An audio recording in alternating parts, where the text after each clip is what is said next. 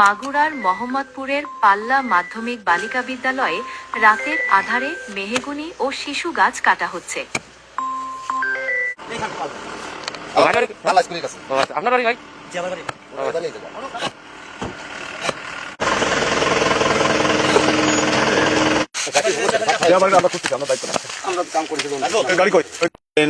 আমাদের জরুরি ডিউটি করতেছিলাম।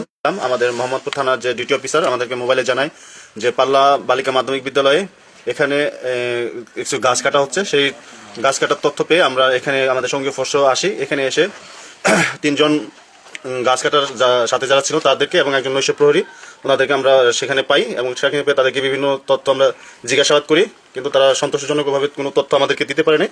সেজন্য আমরা আরো জিজ্ঞাসাবাদের জন্য তাদেরকে আমাদের হেফাজতে নিই এবং আমরা তাদেরকে থানায় নিয়ে যাই।